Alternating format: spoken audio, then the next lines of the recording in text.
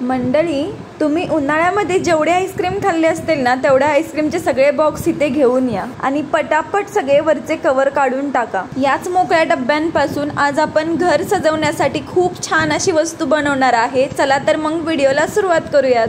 इथे मी माझ्याजवळ होते ते सगळे कलर यूज केलेले आहेत। तुमच्याजवळ जे जे कलर आहेत ते तुम्ही घ्या। जर यातले काही कलर कमी पडलेले असतील तर त्याच्यामध्ये व्हाईट कलर, ब्लॅक कलर किंवा आणखीन दुसरे कोणतेही कलर मिक्स करून तुम्ही वेगवेगळी शेड सुद्धा बनवू शकता। तुम्हाला जर तुमच्या घराच्या वॉल प्रमाणे एखादी कलर स्कीम करायची असेल तर तुम्ही ती सुद्धा करू शकता। मी इथं खूप सारे कलर घेतलेले आहेत आणि त्या कलरमध्ये थोडासा व्हाईट कलर मिक्स करून त्याचा लाईट कलर बनवलेला आहे।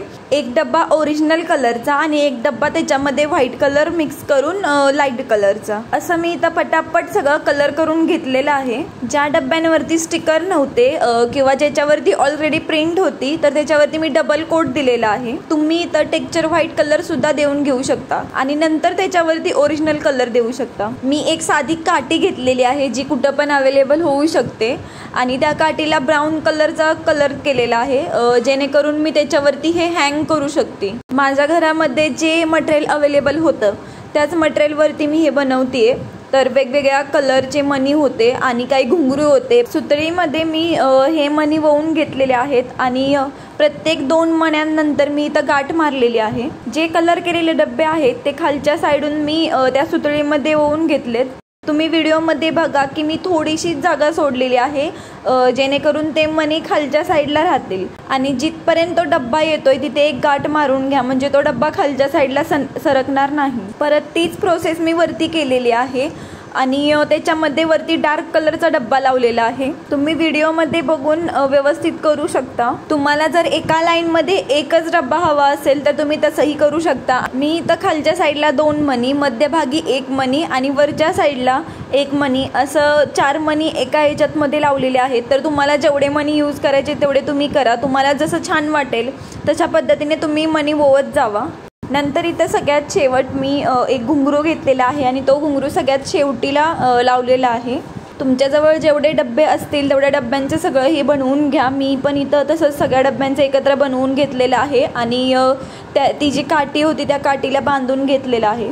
मला इथं आणखीन काहीतरी ॲड करू वाटलं म्हणून मी हे मटेरियल होतं माझ्याजवळ अवेलेबल ते मी लावलेलं आहे। तुमच्याजवळ असेल तर तुम्ही लावा, नसेल तर ते स्किप करा। आपला व्हिडिओ इथं संपलेला नाही आहे। मी फक्त हे वरती लावून बघितलेलं आहे तर त्याला हँग करायसाठी आणखीन एक नॉड बांधावी लागेल। त्याच्यासाठी मी इथं परत सुतळी घेतली आणि त्याच्यामध्ये वेगवेगळ्या कलरचे 2-2 मणी असे ओवत गेले। प्रत्येक कलरचे 2-2 मणी घेतलेले आहेत आणि 2 मणी ओवल्यानंतर पुढच्या साईडला 1 गाठ आणि मागच्या साईडला 1 गाठ जेणेकरून ते मणी पुढं मागं होऊ नयेत। हे DIY बनवताना मला आणखीन एक आयडिया सुचलेली आहे ती मी तुम्हाला नेक्स्ट व्हिडिओमध्ये दाखवीनच। त्याच्यासाठी व्हिडिओला सबस्क्राईब करा आणि बेल आयकॉनवरती क्लिक करा आणि व्हिडिओ आवडला असेल तर व्हिडिओला लाईक करा म्हणजे तुम्हाला समजेल मी नक्की कधी व्हिडिओ अपलोड करते। असेच नवनवीन आणि वेगवेगळे व्हिडिओ बघण्यासाठी सपना वी आर्ट चॅनेलला नक्की सबस्क्राईब करा। जी वरची नॉड आहे ती तर रेडी करून झालेली आहे पण याच्यानंतर काय ते आता पुढं बघा तुम्ही। मी जे बॉक्स घेतलेले आहेत त्या बॉक्सवरती काहीतरी डिझाईन केली पाहिजे, फक्त हे कलर